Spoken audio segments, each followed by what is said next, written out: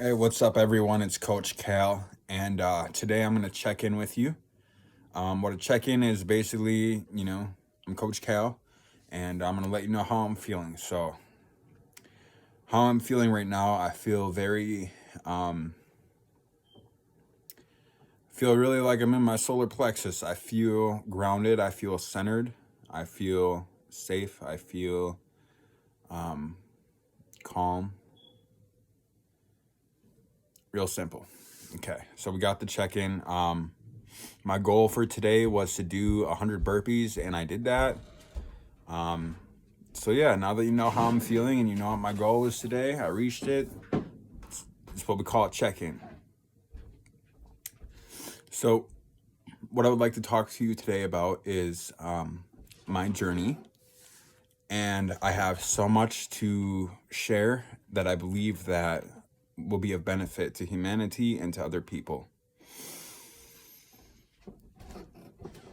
So what I want to talk to you about first is where I was at. In 2015, you could say I was a fully blown heroin addict. I was looking at 10 years in a federal penitentiary down in Arizona because I broke the law and got caught with a bunch of ecstasy. And it's facts, it's public knowledge, so there's no reason to be ashamed of it. And that's why I'm going to share it with you, because where I was at compared to where I'm now is a huge difference. And the only way I can really stay on my path is to try and make sure that I help other people. And the only way I can do that is if I'm honest.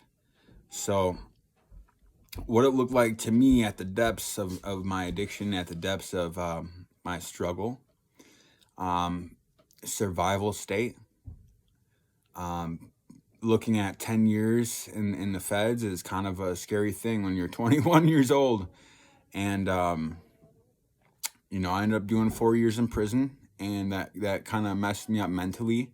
And the reason it did that is because I got a year in jail.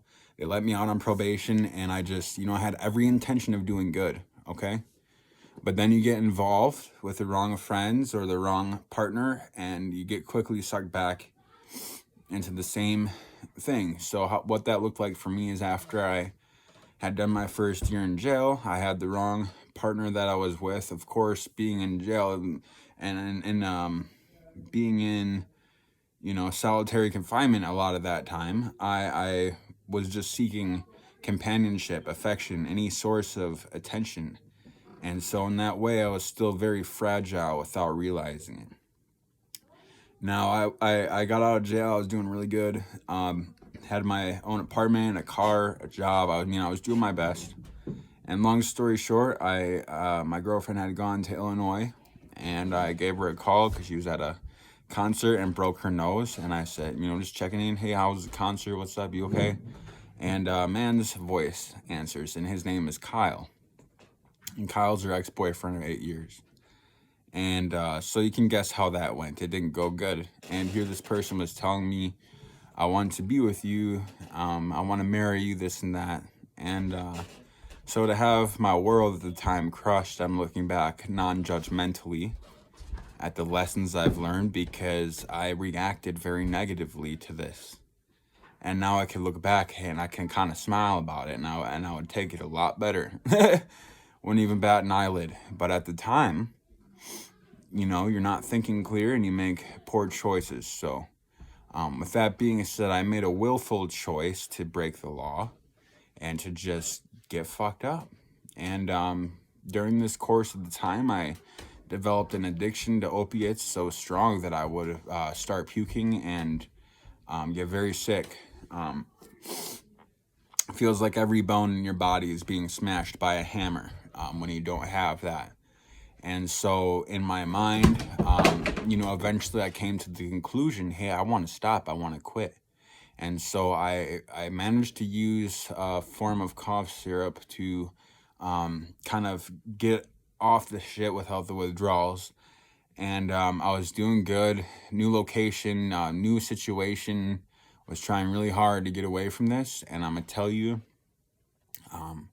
when you make those choices to start a new path or to kind of you're going on this way. Once you choose to divert, just remember there's always going to be tests that come up to see, are you really about it? Are you really about it? This life is all about the lessons that we learn and how we integrate them. So when I came to my test, long story short, I my friend had gotten hit by a sports car, and it had snapped his collarbone like this. You could see it beneath the skin.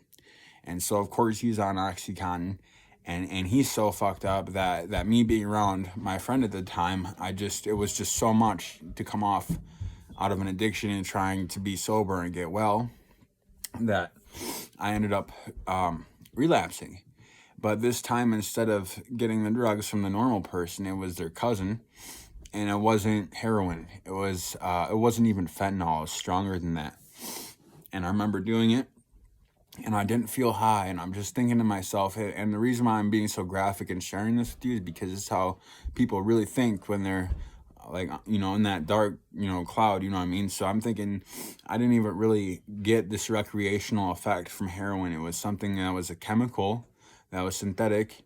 I didn't know I was fucked up, and I went thinking, oh, I'm just going to do the rest of it because I fucked up, and I just, don't want to do it days consecutively.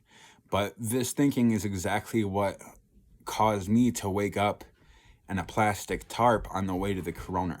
And I woke up in a body bag. And November 5th, 2016. And from there, long story short, I turned myself in to my PO, and I went to, you guess you'd call like prison, but it's for all the crazy people in the prison system. So like the real crazy people. So I went there for a year for an alternative to revocation. I got out. I just was doing really good. I did my time that I did there. I did it well. Every day I worked out, read books. I did what I was supposed to do. I came out a better person. And now here's the funny thing about this story is that same thing, car, job, everything that I'm being told to do, I did it. I made it work. And I met this individual, and I felt like I really loved them at the time. And the same scenario happened 1 year later. I find them talking to their ex-boyfriend named Kyle. Damn it, Kyle. No, but only this one, it hit a little deeper. Like the second time, it wasn't actually any easier. And there's a lot more to that story. But my point is that as somebody who is trying to be the best person they can be, after reflecting and thinking about these lessons, I asked myself, what are the odds that they have the same name, it's the same scenario? And I'm going to tell you what, I kind of learned, but I didn't really, because I chose to allow myself to go into that dark mode of thinking. And then again, long story short, just ended up fucking up and going back to prison for 2 years. So when I went to prison for 2 years, you can imagine in 2018, I was feeling sick. I was feeling sick to my stomach. Honestly, I was, what can you say? Because this person didn't really care about me at all. That's proven by their actions. But yet I let this person who doesn't care about me affect me so much that it put my life at risk and so much more. So with that being said, what I'm sharing to you and what I'll conclude in the synthesis of this video as I share a little bit about myself is that I learned that the universe will give you the same types of scenarios according to the lesson that you're meant to learn. The first time this happened to me, I reacted so negatively and so significantly. How could it not happen a second time until I learned the lessons that I needed to learn? And so when I leave you with this thought, what I want to share with you is that as you're going through life and these scenarios happen, okay, take a step back, take some deep breaths, and ask yourself, what is the universe trying to teach me? I truly believe that there's something about the trauma response being stored in the body, and our bodies are receivers and they're also transmitters.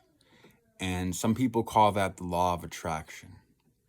And when we go about through life, and I did a little firsthand research, just asking people on my travels about, you know, some of these things that happen to them again and again. It's like, be willing to recognize what it is before you that's blocking you, even if it's you, and ask yourself how to do something different. With that being said, I'm gonna cut this video short and we'll move on to the next video, and hopefully we can make our way and everything will be clear. Have a good night.